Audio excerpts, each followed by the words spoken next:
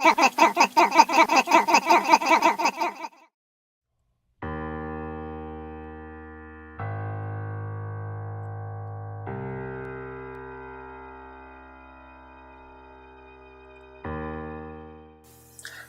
my name's Ollie and this is Bookdraw. For those who don't know what Bookdraw is, it's basically me talking about queer fiction and then creating an illustration from it, or a little artwork, whatever you want to call it.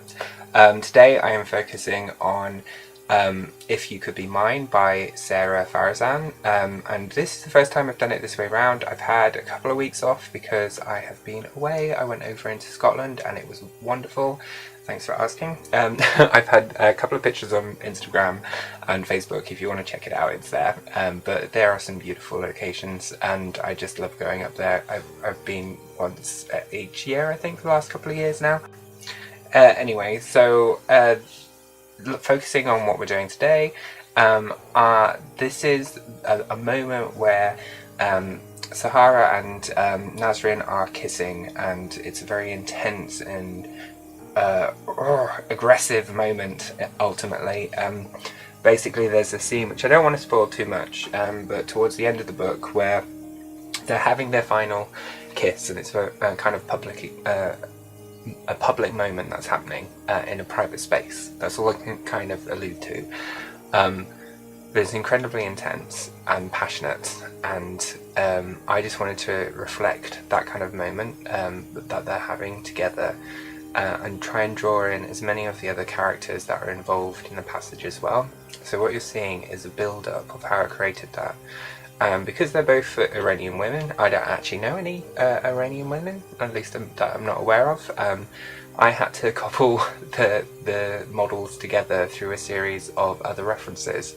So what you're looking at right now is a couple of images of hijabs, and I use those as references for the models kissing. And the models are from some Iranian film. I can't remember the name of the film that I got a source of that from. And I wanted them to reflect different styles as well, and I wanted the hijabs to be revealing as well, because the book talks about how as they're kind of getting together, it almost falls away slightly, and Nasrin's hair comes out like a fountain.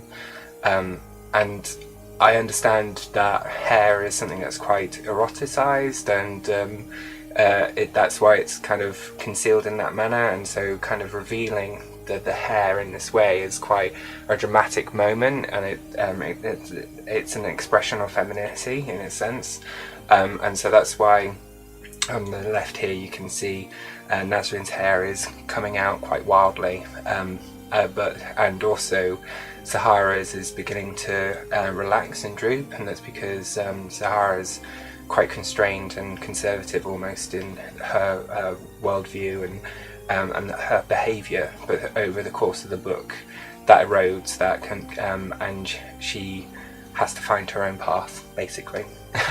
So this is just how I've constructed those two together, and then I actually drew the body shapes from another source, which is what's cobbling along here right now. The work took, I think so far it's taken about 4 or 5 hours in total.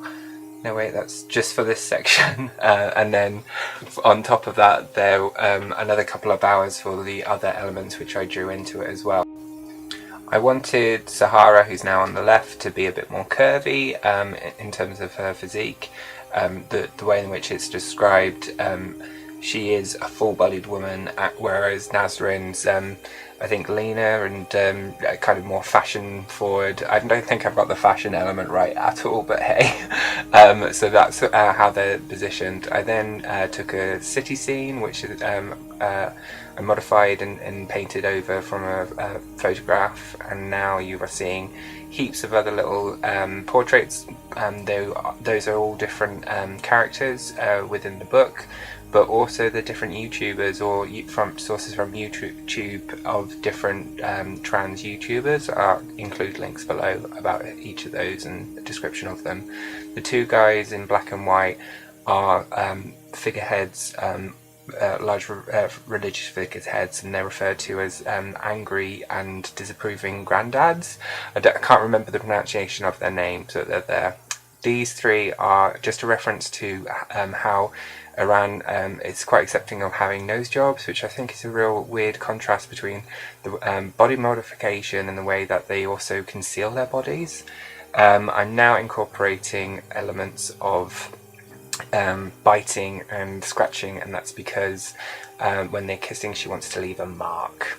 And I know that self-harm can be a bit of a trigger for people. I'm sorry if this makes you uncomfortable, it's not my intention to do that.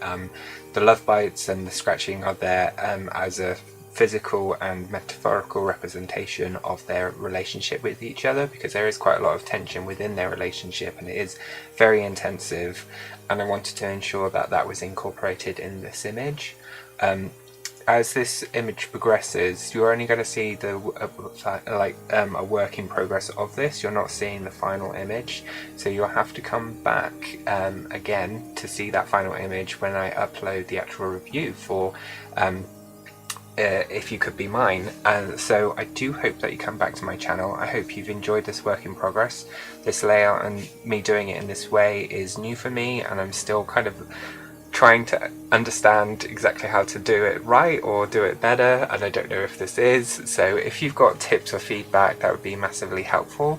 If you have been watching this from the start, please let me know if you prefer this layout or the way that I've done it previously. I think this is probably a bit more interesting because the images are being built up over time, but it's difficult to tell, and it's reassuring if people let me know what they think of what's happening and if they like it.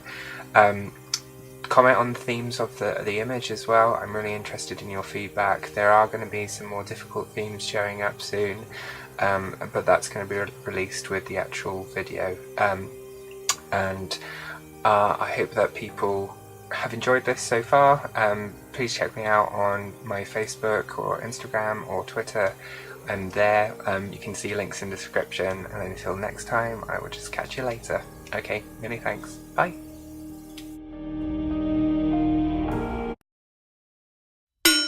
Subscribe!